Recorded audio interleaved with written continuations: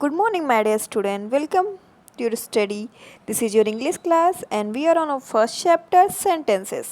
तो चलिए पढ़ते हैं अब sentences. अभी तक हमने काइंड्स ऑफ सेंटेंसेस पढ़े हैं. उसमें अपने दो तरह के सेंटेंसेस पढ़े हैं. फर्स्ट है डिक्लेरेटिव सेंटेंस एंड सेकंड है इंपरेटिव सेंटेंस.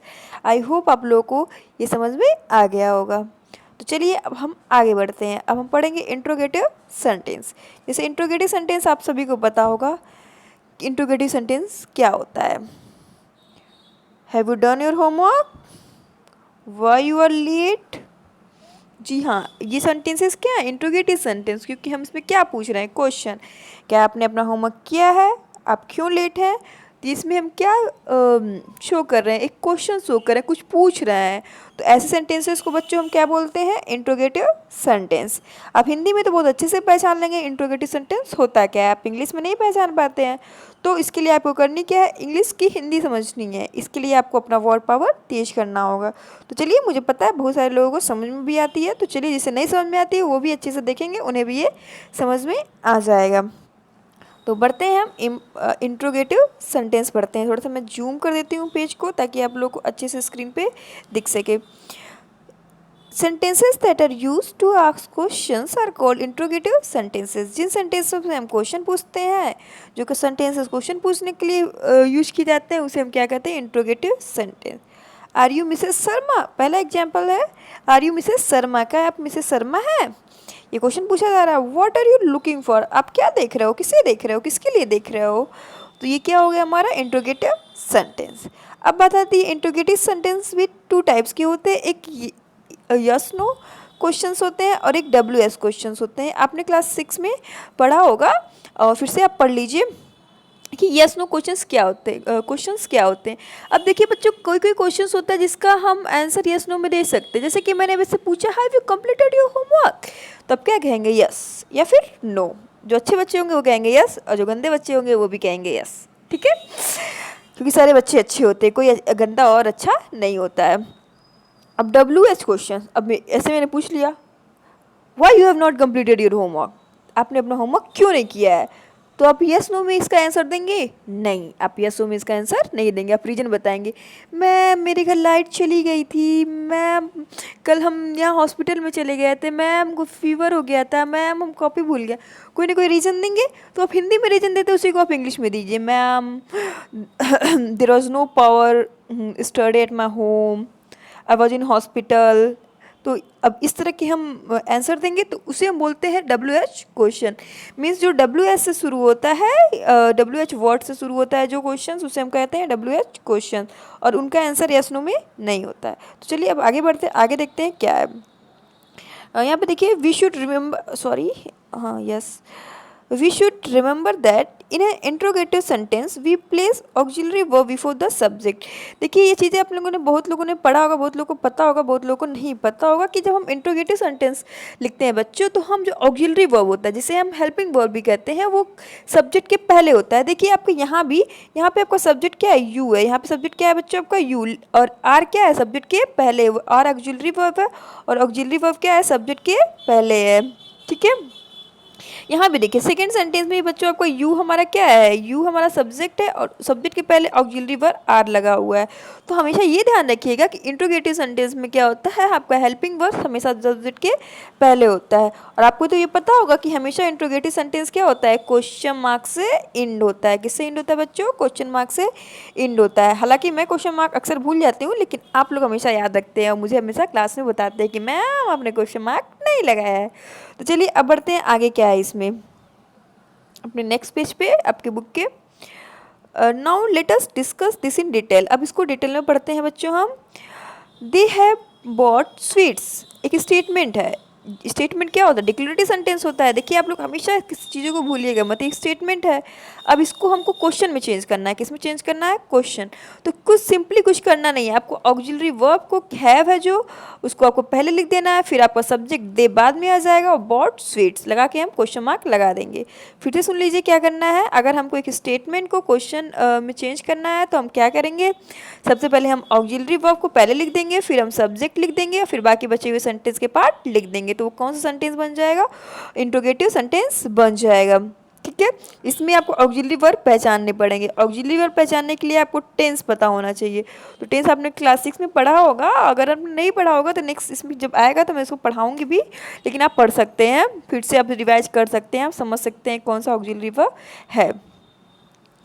अब देखिए स्ट्रक्चर ऑफ इंट्रोगेटिव सेंटेंस, जिससे मैंने पहले बताया वही सेम चीज़ है, ऑक्सिलरी वर्ब फिर सब्जेक्ट फिर बाकी सेंटेंसेस आते हैं, वही चीज़ें हैं और कुछ नहीं है। इसके बाद मैं रीड कर देती हूँ। Structure of interrogative sentence, are you Mrs Sharma, auxiliary verb subject, the above sentences is an example of yes और no question which means a question that can answer yes or no. Such a question begin with auxiliary verb. Some auxiliary verb are is, do, have, can, was, were, had, which help other verb form tenses and voices. अब देखिए यहाँ पे देखिए, अगर आपको auxiliary verb नहीं समझ में आती है तो आपको इनको याद कर लीजिए। कुछ मेन ऑक्सिलरी वर्ब दिए हुए हैं, is, do, have, can, was, were, had, या फिर क्या है ऑक्सिलरी वर्ब हैं, और इन्हें हम हमेशा सब्जेक्ट के पहले लगाते हैं इंट्रोगेटिव सेंटेंस में। What are you looking for? The above sentences is an example of WH question. This question cannot be answered in yes or no, and begin with a question word such as what, why, when, where, whom, which और which। देखिए अब इसमें क्या है, ये इस question को हम WH टाइप में नहीं, मतलब yes और no में नहीं आंसर कर सकते हैं। जैसे कि मैंने आपको एक एग्जाम्पल भी दिया था अभी, आपने अपना होमवर्क क्यों नहीं किया है, why you have not done your homework. तो इसी तरह क्या है ये भी हम नहीं कर सकते हैं, तो इससे हम WH टाइप क्वेश्चन बोलते हैं, और ये शुरू होता है WH वर्ड से, व्हाट, वाई, व्हेन, इन सब से शुरू होता है। तो आई होप आपको इतना समझ में आ गया होगा। चलिए अब पढ़ते हैं नेक्स्ट पार्ट, आगे क्या दिया हुआ है इसको पढ़ के हम जल्दी से इस चैप्टर को खत्म। तो बच्चों अब देखिए इंट्रोगेटिव प्रोनाउंस, कुछ इंट्रोगेटिव प्रोनाउंस हैं, पढ़ते हैं। Interrogative pronounce like who, whom are used to ask question, they are used only for person। देखिए कुछ इंट्रोगेटिव प्रोनाउन भी हम यूज करते हैं क्वेश्चन को पूछने के लिए। जैसे देखिए यहाँ पे दिया हुआ who has written this letter, who has written this letter, तो यहाँ पे हमारा आंसर मिल गया Anil has written this letter. Whose bag is this, it is Sonal's bag. whom do you want to reward, I want to reward Alka.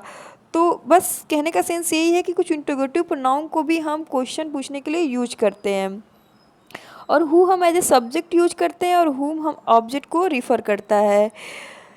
जैसे कि who called you, किसने आपको बुलाया, और अगर हुम आर यू कॉलिंग, किसको आप बुला रहे हैं, तो यहाँ पे हुम क्या ऑब्जेक्ट की तरह यूज हुआ है, और यूज क्या हुआ है, हु क्या कैसे यूज हुआ है, सब्जेक्ट की तरह यूज हुआ है। लेकिन अब इनफॉर्मल कन्वर्सेशन में, इनफॉर्मल कन्वर्सेशन बच्चों मीन्स होता है कि हम कह सकते हैं कि जो अनौपचारिक मीन्स हम किसी से ही बोलते हैं, प्रोफेशन में ना हो, फॉर्मल ना हो, तो उसमें हम अक्सर हु लगाते हैं हुम की जगह। ठीक है, जैसे आप दोस्त वगैरह से बोलते हैं तो वो क्या हो, इनफॉर्मल कन्वर्सेशन हो जाएगा, और अगर आप अपने टीचर या प्रिंसिपल से बात करते हैं तो फॉर्मल कन्वर्सेशन होता है। तो देखिए आप क्या है, whom does she want to meet, who does she want to meet। देखिए एक ही सेंटेंस को दो तरीके से कहा गया है बच्चों कि whom does she want to meet, वो किससे मिलना चाहती है, और वो किसे वो मिलना चाहती है। दोनों सेंटेंस सही हैं, ठीक है, लेकिन हम फॉर्मल में यूज करते हैं रिटन इंग्लिश में। हम बच्चों जब रिटन इंग्लिश होता है तो हम उसको क्या करते हैं फॉर्मल, जैसे कि पहला है whom does she want to meet, वो फॉर्मल हो गया, और who does she want to meet हम स्पोकन इंग्लिश में जब हम बोलते हैं तो हम इनफॉर्मल भी यूज कर लेते हैं। तो लेकिन दोनों सेंटेंसेस क्या हैं, सही हैं। वॉट और विच का भी हम इंट्रोगेटिव प्रोनाउन का यूज करते हैं, वॉच और विच भी इंट्रोगेटिव प्रोनाउन है, उसका भी हम क्वेश्चन पूछने के लिए यूज करते हैं। जैसे व्हाट इज़ ही, वह क्या है, तो क्या है वो डॉक्टर है। व्हाट इज़ सी, वो क्या है, तो सी इज़ ए प्रोफेसर, वो प्रोफेसर है। ठीक है, what is use for person to inquire about trade और प्रोफेशन, हम किसी के ट्रेड और प्रोफेशन के बारे में पूछने के लिए यूज करते हैं व्हाट का। ठीक है, तो अब चलिए अब आगे बढ़ते हैं, देखते हैं आगे क्या है। अब देखिए बच्चों दिया है कि what is also use to refer to things, चीज़ों को भी हम रेफ़र करने के लिए, बताने के लिए हम क्या यूज करते हैं, वॉट का यूज करते हैं। What is in the bag, my cloth are in the bag, जैसे क्या चीज़ है तुम्हारे बैग में, तो क्लॉथ क्या है, एक चीज़ है, एक थिंग्स है कहेगा, तो उसके लिए भी हम वॉट का यूज करते हैं। What are you calling, sorry what are you eating, तो I am eating an apple, तो ये भी क्या एक थिंग है जिसको हम पूछने के लिए या करने के लिए हम वर्ड का यूज कर रहे हैं। छोटे छोटे बच्चों ये चीज़ें हैं जिसको आपको थोड़ा सा माइंड में सेटअप करना रहेगा, क्योंकि ये जनरल चीज़ें आपको ये बताया जाएगा, मीन्स बस आप बहुत इंपॉर्टेंट तो नहीं है, लेकिन आप फिर भी आप एक माइंड में एक कॉन्सेप्ट बना के चलिए कि हाँ वॉट चीज़ किस कब यूज़ होता है, विच कब यूज़ होता है। Which is use when we ask about thing और अबाउट वन पर्टिकुलर थिंग और थिंग इन ए ग्रुप। और विच का यूज हम तब करते हैं जब हम किसी एक पर्टिकुलर चीज़ के बारे में पूछते हैं। Which is your water bottle, which of this painting have you made, मतलब एक पर्टिकुलर है ना कि इनमें से आप तुम्हारा बॉटल कौन सा है, कौन सा है, कौन सा तुम्हारा बॉटल, विच का मतलब होता है कौन सा तुम्हारा बॉटल है, कौन सी पेंटिंग तुमने बनाई है। तो एक पर्टिकुलर पर्सन के बारे में वो बात कर रहा है, तो हम उस केस में विच का यूज करते हैं। Which is also use to ask question about person, we have to select a person from a group. और जब हम किसी भी एक ग्रुप से किसी पर्सन को सेलेक्ट करते हैं तो भी हम विच का यूज करते हैं। Which have you give the application, जैसे हम किसी से पूछना हो ग्रुप में कि तुमने में से किसने एप्लीकेशन दिया है, तो इस केस में भी हम विच का यूज करते हैं, उसमें वॉट का यूज नहीं करते हैं। Which of the boys is ready to play, कितने लड़के खेलने के लिए तैयार हैं, तो मीन्स एक ग्रुप में से इंडिकेट करके पूछा जा रहा है। Interrogative adjective are also use to ask questions, और इसके अलावा इंट्रोगेटिव एडजेक्टिव भी हम क्वेश्चन पूछने के लिए यूज करते हैं, जैसे what snack, which girl, whose book. Interrogative adverb भी यूज करते हैं, where, when, how, why, how often, how long, how soon. ये सब चीज़ें हैं, थोड़ा आपको डिटेल मैंने दिया है, लेकिन हाँ आपको ये पता होना चाहिए कि interrogative adjective, interrogative pronoun, interrogative adverb हम क्वेश्चन पूछने के लिए यूज करते हैं। तो चलिए बच्चों, अब आपको एक्सरसाइज दिया है, इसको मैं थोड़ा सा डिस्कस कर देती हूँ, फिर मैं नेक्स्ट वीडियो में आपको एक्सक्लेमेटरी सेंटेंस बताऊँगी, क्योंकि वीडियो बहुत लॉन्ग हो गई है। चलिए अब देखते हैं क्या है ये। Change the following into interrogative sentence by rearranging the order of words.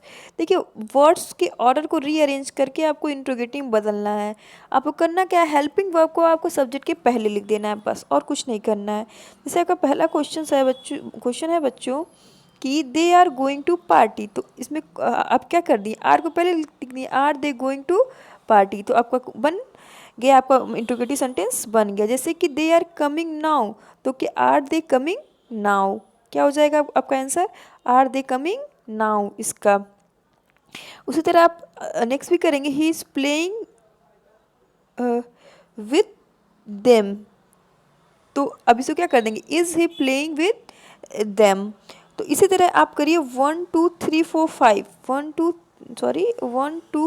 3 4 5, इतना आप करके मुझे इस वीडियो के बाद सेंड करिए। वीडियो अच्छी लगे तो वीडियो को लाइक ज़रूर करिएगा। मेरे चैनल को अगर सब्सक्राइब नहीं किए होंगे तो सब्सक्राइब कर लीजिएगा। ओके, मिलते हैं नेक्स्ट वीडियो में।